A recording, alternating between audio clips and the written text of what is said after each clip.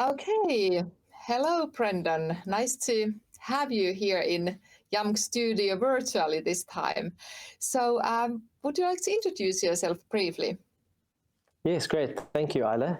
So I'm Brendon Knott, and I'm an associate professor at the Cape Peninsula University of Technology, which is in Cape Town in South Africa. And I work in the Department of Sport Management. I've been an academic now for a number of years. I conducted my doctorate study, PhD in sport and tourism. And I actually also worked in the sports industry, worked with athletes and events, and I also consulted during the 2010 FIFA World Cup in South Africa. Wow. And now you are teaching here in Finland also in our Sport Business Management Master's program. So can you tell briefly what you teach in our program? Yes, I'll be teaching the International Sport Tourism course, which is a special area of mine. As I said, I actually did my doctorate studies in some things related to sport and tourism. I looked at particularly nation branding, and that's one of the key areas that we're going to look at in the course as well.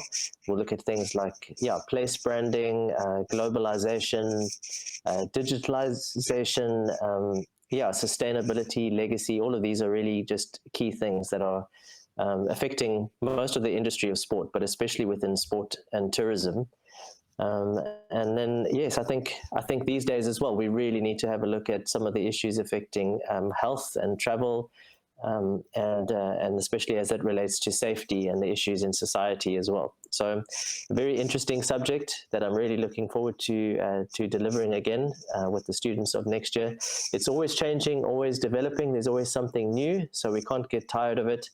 There's always new events and new innovations that happen within this area. Absolutely.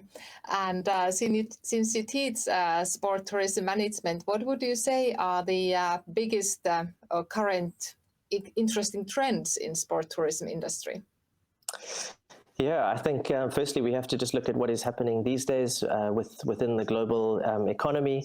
Things are rapidly changing, so we definitely need to look at that. But yeah, some of the core themes on globalization and digitalization especially, we're going to look at some things like how is esports and esports tourism really shaking up some of the industry.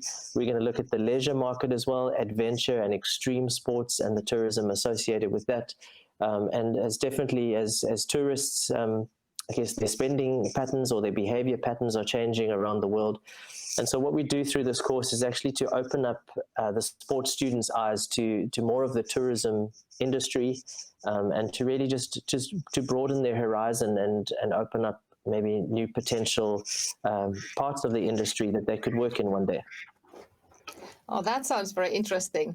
So you have traveled the world, you have been in multiple Olympic Games and FIFA, etc. And then you always come back to Finland. So you've been teaching in our university for quite many years already. So what attracts you in Finland? Why do you come back to JAMK and Jyväskylä every year? Yeah, thank you. I've been now 3 times to Finland, and I absolutely love it, and I can't wait to get back again. I think there's so many special things about Finland, but why Jyväskylä especially? I just think it's a great place to actually to work, to study, to experience sports as well. Jyväskylä is a city of sports, and they are branding themselves as such and really becoming a destination for sports and sports events across Finland, but also really across Europe and I guess globally these days as well. It's the home of the Finnish World Rally Championship event annually, and they've hosted other many great and big sports events like the Red Bull Crushed Ice, for example, and so many other just fantastic sports events that are happening around there. But it's a wonderful experience for me to engage with the international students at JAMK, and also for me to bring some of the expertise that I have from a completely different setting in other countries as well. Absolutely. Our students can learn quite a bit from your experiences in different countries and all over the world in different sporting events. So you said at the beginning that you've been working both in academia and also in sport industry. So what would be the advice you would give our master students concerning their possible future careers in this industry? Yes, the sports industry is really broad. It's multifaceted. It's fast developing, and there are lots of different opportunities. I think that presents opportunities, but it also creates some challenges for the students, especially when they're wanting to get started.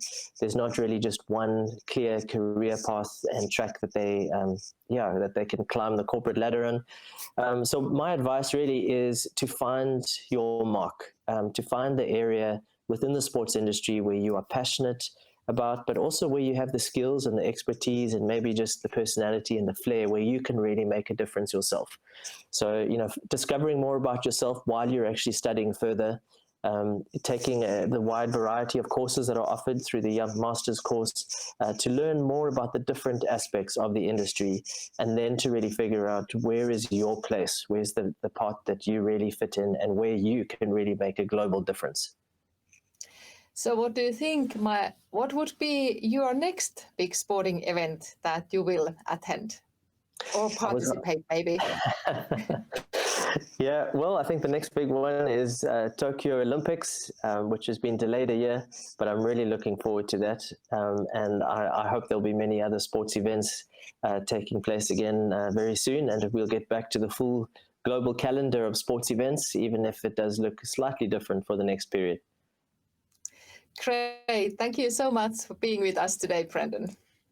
Great. It's my pleasure. I look forward to seeing you.